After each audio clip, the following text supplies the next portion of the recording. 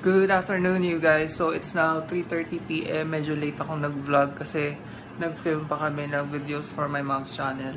And I'm about to leave. Pupunta lang ako sa dalit ng mall. Magpapaship ako ng mga orders ng Ishigaki Premium. By the way, nagbebenta pa rin po ako ng Ishigaki Premium. Ayun. Before nga pala ako umalis, kukunin ko muna yung last pay ko sa Upwork. Meron pa ako ditong $182. Sayang din yan. So, i-withdraw ko na yan sa aking bank.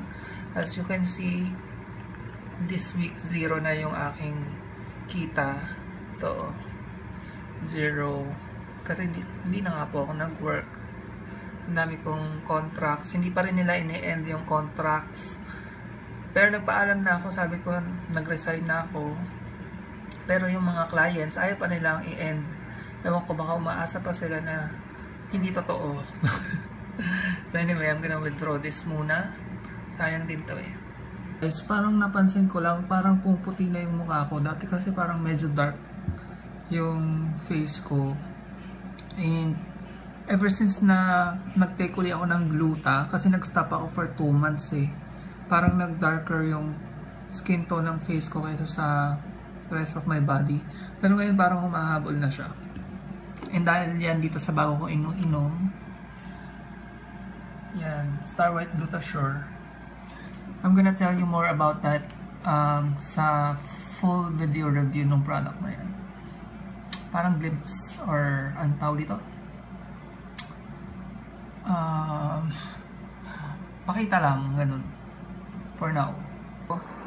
I know matagal na rin to eh, pero ngayon ko pa lang siya matatry kasi nga sobrang naging busy ko sa work before, kaya wala akong time na alagaan yung sarili ko. So, late talaga ako sa mga ganito. Pero sabi dito, from first use, bibigyan ka na niya ng pinkish fairness. So, let's try kung totoo yun, di ba? Ayan, ang maganda dito, meron siyang resealable cup.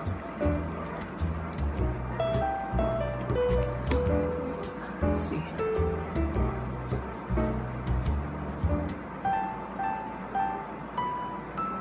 Oo nga.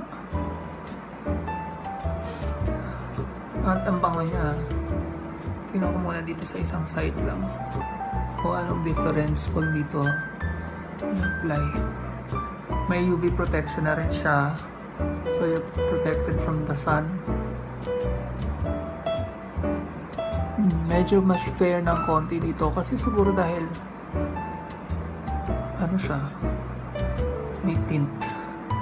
Parang may whitish tint. Ganyan. Anyway, tuloy ko na sa buong mukha. I'm gonna use this one. L'Oreal Revitalift Laser 3. It comes in this metallic applicator kit niya. So mag-squeeze ka lang ng small amount. Tapos lagyan mo sa other eyes. Ang lamig kasi nga metallic yung applicator. Pwede rin siya sa taas, sa eyelids. Ayan. Napambahay lang ako. So let's go. Late na, 4 o'clock na, magpapashoot pa ako. Kunin ko pa yung payment sa Cebuani.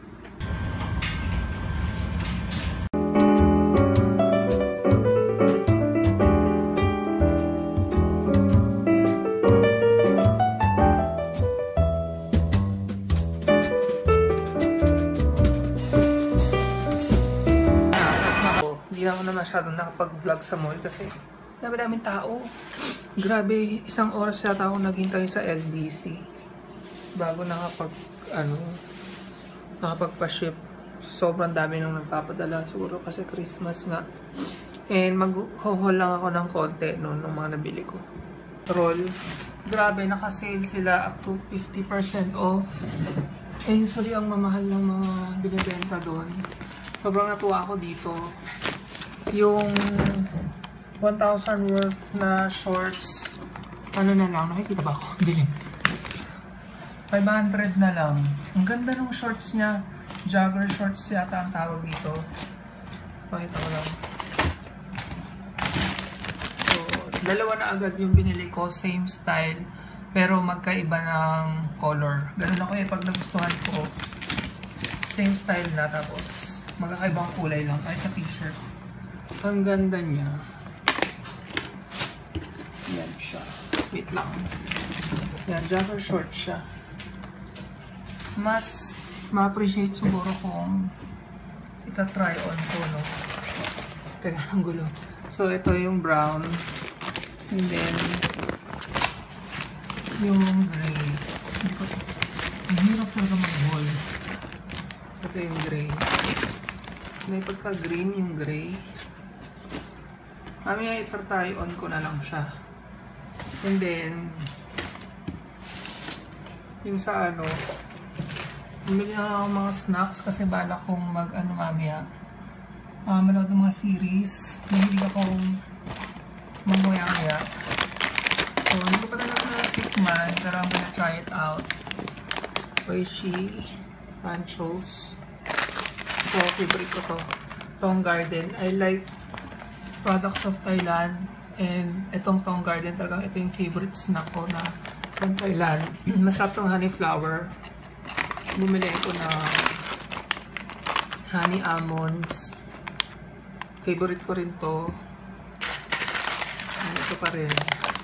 Sunflower pa rin. Medyo pricey nga lang siya. Itong almonds is 59. Ganito 24. Pero worth it naman kasi masarap. Hindi mo na kailangan pumuntang Thailand para bumili pa. And then I'm gonna try this out. Hindi ko pa ito natikman. Yogurt apple nut mix. Mukhang masarap. And yun lang. Puro snacks lang kasi nakabili naman ako ng mga for dogs last time. And ito, may binili pa rin ako for dogs. Yan, teeth cleaning spray. I'm gonna try this out.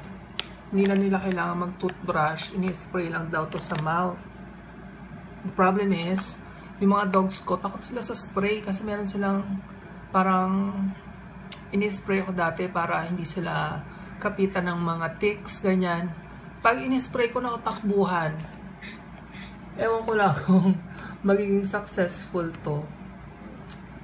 Meron pa nga ako nakitang dry shampoo doon hindi na sila kailangang maligo with water. Kaya lang ang mahal, 500 plus, next time na lang pagsahod ulit sa YouTube. So for now, ito lang muna binili ko. I'm gonna try this out. So if may dogs kayo and tinatamad kayong toothbrushan sila, maybe ito yung bagay sa kanila kasi lang, i-spray lang daw sa mouth. Ayan, bumili ako ng isang pambahay na shirt sa lang to. Parang tiyanggi-tiyanggi. 50 pesos lang. Comfortable na shorts. Ayan. Di ba kita? Anyway, basta yan, pambahay. So that's it for my mini haul. And then I'm gonna try on yung mga binili ko. Sukat ko lang. Pag side view, ayan siya. Tingnan. I don't know kung tama ba jogger shorts. Kasi di ba may jogger pants. So anyway, medyo mataas akong mag-waistline kasi nga iniipit ko yung mga bilbil. So yan. Okay naman siya, di ba? Try ko naman yung isa. Yung gray. Yan. Ang nice ng gray, no? T-shirt na lang kulang. Hindi bagay itong shirt ko, pero parang pwede na rin. Ang taas ko mag-waistline, ayan na yung pusod ko. Dapat mga dyan lang yan.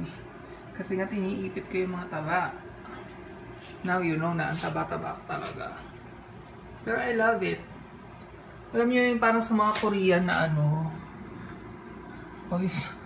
parang mga sinusuot ng Korean, di ba? Ganyan. So yun lang. And tomorrow guys will be in Nueva Ecija. Mag-vlog si Mama doon. I'm gonna film her. Then magluluto din siya doon ng recipe for her channel. So that's it muna for this video. Thanks again for watching guys. See you again next time. Bye!